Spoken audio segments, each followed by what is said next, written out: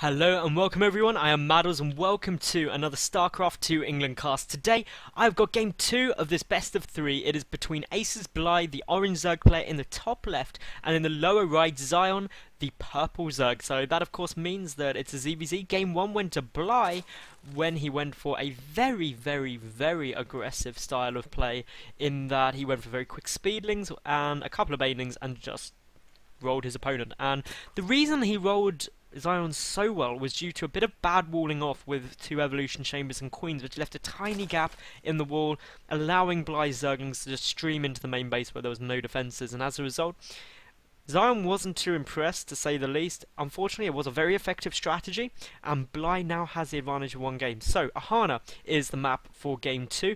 Basically, this map is pretty much built for a 15 hatch. It works very nicely indeed, just due to the fact that it's a relatively long rush distance. Your overlords can scout very quickly and easily what's coming at you if there's any kind of early aggression, and also the ramp isn't too large to defend it. So that is all good news for both these players, who did favour the 15 hatch in game 1, so I reckon we'll see that again in game 2. I'd be very surprised if we didn't. Other interesting features of this map, well, there aren't a huge amount. Mutas can be okay, just due to the fact they can come in from the side and things like that, but then most maps are okay with mutas in ZvZ, just due to the fact that they give so much map dominance, etc. But it looks like I'm going to be proved completely wrong by Xion going for a gas pull build and a pull first out of Bly, which basically means that we're not going to be seeing hatch first, as some of you may have guessed. Bly now grabbing up his gas, so very slight variations, just slightly earlier spawning pull, so perhaps both players slightly concerned that their opponent is going to go for some early aggression. Bly would be the obvious choice for that, due to the fact being a game up he could afford to take some risks, and it did work in game 1. Xion, though, he's clearly doesn't want to lose to what he lost to last time, so maybe wants to get a couple of Zerglings out sooner, get speed out sooner, defensive banelings out sooner, because that's what really cost him the game. The first game was the lack of banelings. If he had just a few, he would have been in a very comfortable position to defend everything Bly threw at him. So yeah, this is all shaping up to be fairly normal. We've got the hatchery coming down for both players now, so not super aggression or anything like that. Purely just a more defensive opening, and still expanding out nicely, getting up the units they'll want, getting a good economy. Probably not going to see too much aggression from either player.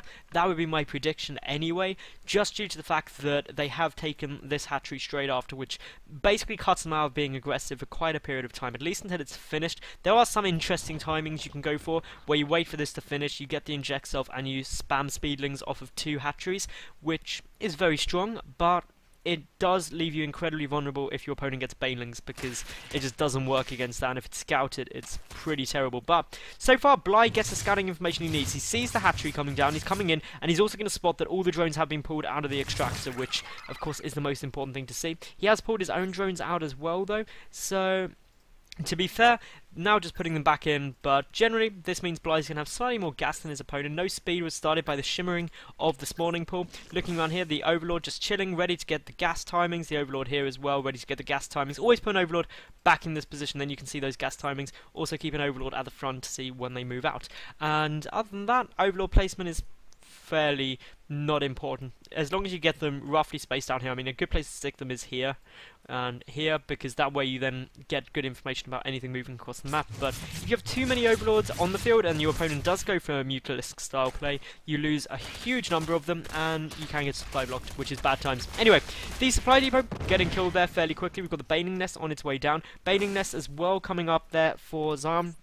And, well, a handful of Zerglings going to be coming in, but with a Queen there, with a good number of defensive Zerglings as well, that's going to be forced back. There's actually a superior number for Bly there. And as a result, the counterattack will come in, and we'll get this back and forth period until banelings come out, really, of whoever has the most Zerglings wins, whoever has the defender's advantage generally wins as well, due to the fact that they've got Queens there. But all in all, it looks like Bly is not going to overcommit. He's got 10 more Zerglings at the moment, but I say that as he just makes a massive amount of them, going for quite a few banelings straight away. This could be really difficult to defend, but Xion does see precisely what is coming down. Now, if I was in this situation, what I do is I put both my queens to the ramp to make sure that Zerglings can't get into my main base, and then try not to panic, because panicking is the worst thing you can do here. You've got to control your Zerglings incredibly well to make sure they don't get big connections on the banelings. That is the concern. 2 banelings on.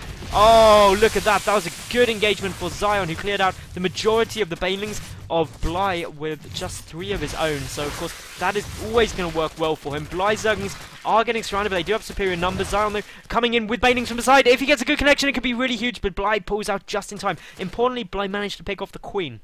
The reason that is so important is because that is 4 lava every 40 seconds, which is a lot of units if you add it up over a couple of minutes, and as a result, Bly is going to have the much better production. He's also forced 150 mineral waste out of Xion, which in this early stage of the map game, where you are getting a lot of units and not so many drones, it can cause you a problem spending those minerals because you don't have a great income. Bly's slightly ahead in terms of the work count, sending banelings 2 at a time, because 2 banelings kill 2 banelings, but where's the rest? There are no more there at the moment for Xion. Some baneling hits do go off. That is, of course, going to be absolutely essential to deal with most of this. The baneling sitting on the ramp is actually going to be exceptionally good, and look at that clumping up on the drones. That hurt just oh so badly. We've got more banelings coming in. If they get a good detonation off, it is pretty much going to be game right then and there, if it's not already. 19 to 34 drones, and it's not quite GG yet, due to the fact that you can come back from this. It is possible to do so, but Bly, if I was in his position now, play defensive. He's got the +1 missile attack, the Roach one on its way down, 24 Zerglings. If you defend this push, essentially, you're in a very comfortable position, but due to the fact you're having to spam a lot of units out very, very quickly, you can end up in a situation where your opponent catches up in the drone count. So there's swings and roundabouts to all of this. The banelings are morphing in though, and this is going to be the big threat to Bly, who's got to defend this very, very well indeed. These banelings are the threat. The Queen, Spinecrawler, and 2 defensive banelings are going to have to engage as best they can. A good detonation goes off there though. The Spinecrawler should be able to pick a lot of these off. 2 are going to get into the drones though, and well, only 2 drones lost to 5 banelings. That is incredibly good engagements right there for Bly, and he is now in a comfortable spot. He's still got a 4 drone advantage. Did lose some mining time having to pull all of those, but as we can see, he's got his +1 missile attack half done. His Roach one is up. The Roach one for Xion only just started now. Xion does have his lair. Bly just starting his lair, so all in all, there's advantages and disadvantages, but here comes a big speedling push, and there was just nothing there to defend it at all for Xion. So Bly 2-0s this series and does advance. So hope you did enjoy, everyone. If you did, please make sure you like the video, leave a cool comment, and subscribe, and I will catch you tomorrow for yet a new cast. Thank you very much. I was Madals, and bye for now.